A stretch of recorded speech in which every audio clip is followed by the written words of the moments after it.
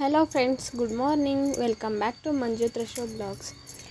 ಏನಪ್ಪ ಅಂತಂದರೆ ನಾನು ಮಾರ್ನಿಂಗು ಪೂಜೆ ಎಲ್ಲ ಮುಗಿಸಿ ನೆಕ್ಸ್ಟು ಹಾಲು ಕಾಯೋಕ್ಕಿಟ್ಟು ನಾವು ಕಾಫಿ ಕುಡಿದು ಆಮೇಲೆ ಟಿಫನ್ ಏನು ಮಾಡೋದು ಅಂತ ತಲೆ ಕೆರ್ಕೊತಾ ಇದ್ದೆ.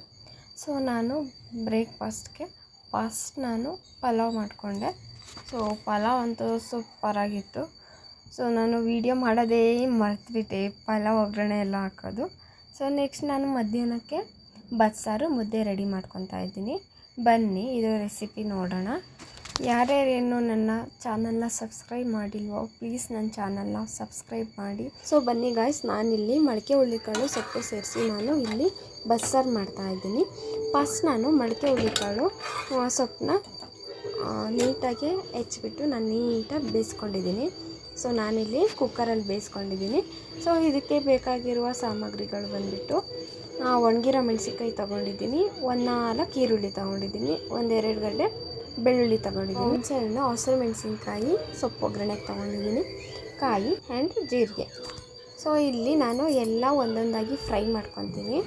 ಒಂದು ಕಡಾಯಿಗೆ ಆಯಿಲ್ ಸೇರಿಸಿ ಒಣಗಿರೋ ಮೆಣಸಿನ್ಕಾಯಿನ ನಾವು ಇಲ್ಲಿ ಫ್ರೈ ಮಾಡ್ಕೊತೀನಿ. ನಾನು ಫಸ್ಟಿಗೆ ಚೆನ್ನಾಗಿ ಫ್ರೈ ಮಾಡಬೇಕು, ಸ್ವಲ್ಪ ಕೆಂಪಗಾಗಬೇಕು, ಕಡಿಮೆ ಫ್ಲೇಮಲ್ಲಿ ನಾವು ಹುರ್ಕೊಳ್ಬೇಕು ನೀಟಾಗಿ.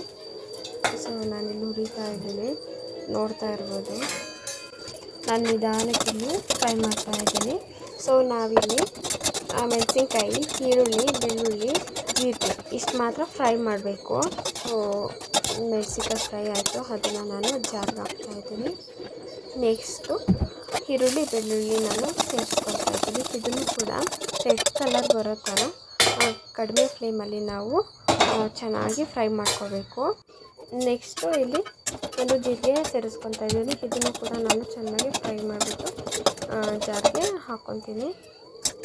ನಾನಿಲ್ಲಿ ಹುಣಸೆಹಣ್ಣು, ಸ್ವಲ್ಪ ಕಾಯಿ, ಸ್ವಲ್ಪ ಏನು ಬೇಯಿಸ್ಕೊಂಡಿರ್ತೀವೋ ಆ ಮೊಳಕೆ ಹುರುಳಿಕಾಳನ್ನ ಸೇರಿಸ್ಕೋಬೇಕು. ಅದಾದಮೇಲೆ ಸ್ವಲ್ಪ ಕೊತ್ತಂಬರಿ ಸೊಪ್ಪು. ಇದೆಲ್ಲ ಹಾಕ್ಕೊಂಡು ಬ್ಲೆಂಡ್ ಮಾಡ್ಕೊತಾ ಇದ್ದೀನಿ. ನುಣ್ಣಗೆ ಬ್ಲೆಂಡ್ ಮಾಡ್ಕೊಬೇಕು. ನೋಡ್ತಾ ಇರ್ಬೋದು ಎಷ್ಟು ಚೆನ್ನಾಗಿ ಬಂದಿದೆ. ನೆಕ್ಸ್ಟು ಸಾಂಬಾರಿಗೆ ಒಗ್ಗರಣೆ ಕೊಡೋಣ.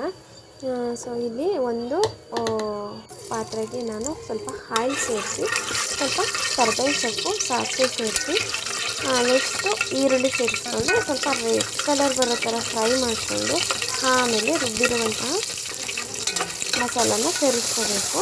ಇಲ್ಲಿ ಚೆನ್ನಾಗಿ ಫ್ರೈ ಮಾಡ್ಕೊತಾ ಇದ್ದೀನಿ. ಇಲ್ಲಿ ಕಾಳು ಮತ್ತು ಸೊಪ್ಪು ಬೇಯಿಸ್ಕೊಂಡಿರುವಂತಹ ನೀರನ್ನ ನಾನು ಆ್ಯಡ್ ಮಾಡ್ಕೊತಾ ಇದ್ದೀನಿ.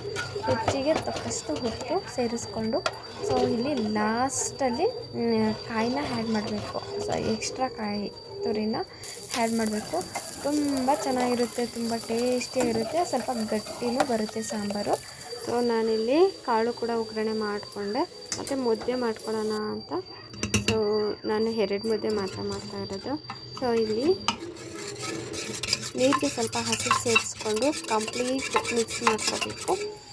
ಮಿಕ್ಸ್ ಆದಮೇಲೆ ಸ್ವಲ್ಪ ಚೆನ್ನಾಗಿ ಕುದಿಸ್ಬೇಕು. ಸ್ವಲ್ಪ ಹಸಿಟ್ಟು ಹಾಕಿ ನೀರೆಲ್ಲ ಚೆನ್ನಾಗಿ ಕುದ್ದಾದ್ಮೇಲೆ ಹಸಿಟ್ಟು ಹಾಕಬೇಕು.